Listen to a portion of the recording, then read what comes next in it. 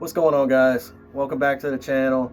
In today's video I want to talk about jigs and why you should be fishing them this time of year. So I wanted to make this video because I recently just fished a little club tournament with my dad and we were struggling to get bit, and you know, the fish were acting very they were acting like they wanted to chase, but they weren't committing to like a jerk bait or a crankbait or a glide bait, stuff like that. So we slowed down and started to really pick apart cover with a jig.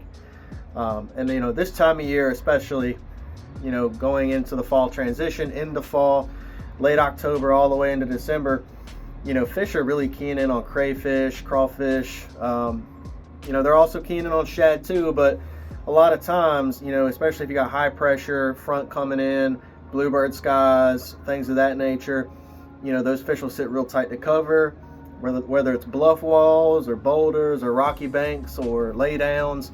They'll sit real tight to that cover, and you know, the crustaceans, the crayfish, those are what live in those rocks and all that cover that they're sitting tight to, and it's a good source of food, you know, that the bass can easily eat without having to put a lot of energy out. So throwing a jig this time of year up against those bluff walls, around those boulders, those rocks, and I'm talking probably anywhere from like 3 to like 7 or 8 foot of water. You can obviously throw a jig deeper this time of year too, if that's more your cup of tea. But for me personally, I have found success staying more shallow, being close to deep water, but keeping your bait in that shallower water column and working it that way. First fish of the day on a jig.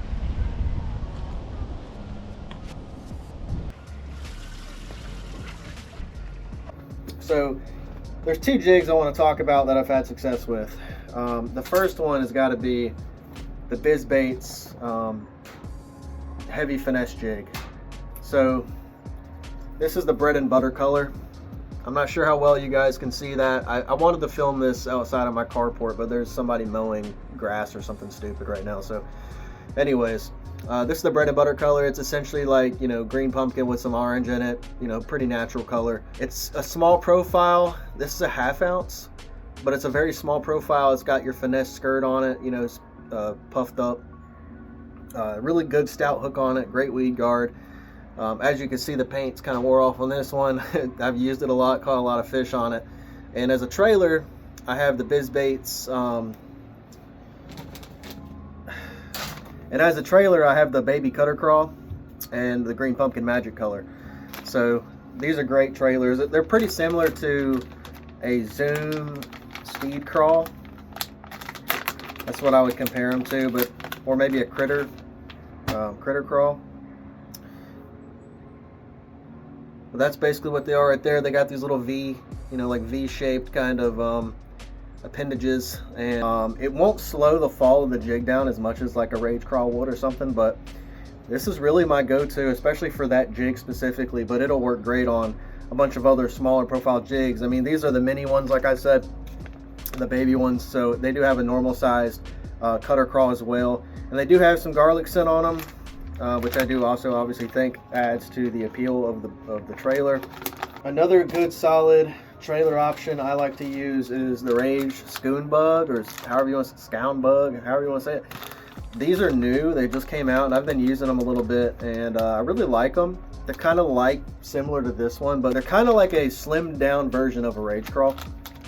They have less, you know, vibration in the water and stuff. It's less aggressive of an action as a Rage Crawl. This one's also just the Bama Crawl.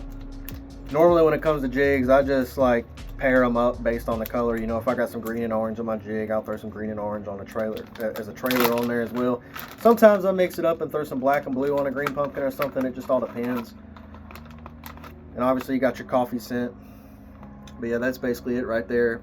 Make sure you know, you break your appendages apart like that. More finesse-y Rage Crawl action, I'd say. Really like that trailer. You also can't go wrong with a baby Rage Crawl either. Those are very, very good trailers as well. In terms of rod, I have this. I'm throwing this on a 7.6 heavy. 7.6 heavy fast. It's a Lew's speed stick, Magnum pitching stick, and I also have it paired up with a 9.5 to 1 Lew's hyperspeed. I got the 9.5 hyperspeed Lew's paired up with this, you can really throw a jig, especially a smaller downsized jig on. You can throw it on a 7.6 heavy, you can throw it on a 7.6 medium heavy. You know, I personally judge it based on the backbone, you know, where the parabolic bend starts to bend in the rod, how heavy the rod is, you know, how it feels. And personally, this is a super light setup, even though it's a heavy rod. And I think it pairs up great. You know, great hook sets. You really get that hook in the mouth of the fish.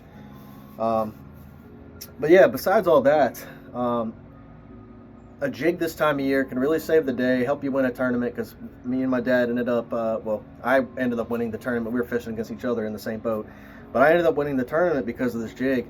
Once I started throwing it around, you know, bluffs and transition banks, you know, rock meeting sand or clay, fishing around lay downs, you know, especially if there's some bait in the area, or you know, especially if the sun has been beaming on a certain bank that's got some rock on it.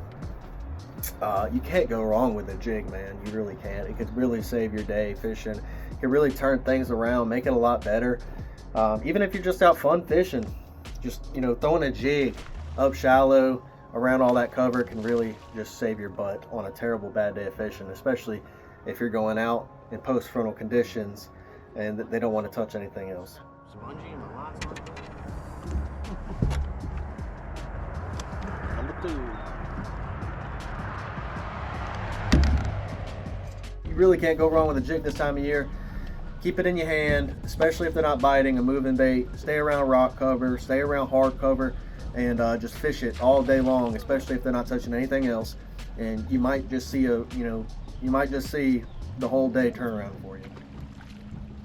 You know, and one thing I would recommend when it comes to the jig, no matter what body of water you're on, whether it's a river, a man-made reservoir, a natural lake, a pond, make sure you just fish whatever hard cover is available to you, whether it be docks, laydowns, rock piles, gravel shoreline, clay banks, bluff walls, you know, bridge pilings that are like shallow bridge piling stumps. Any kind of hard cover that you can find, you're gonna probably run into some fish. And that stays true for any kind of water you're fishing.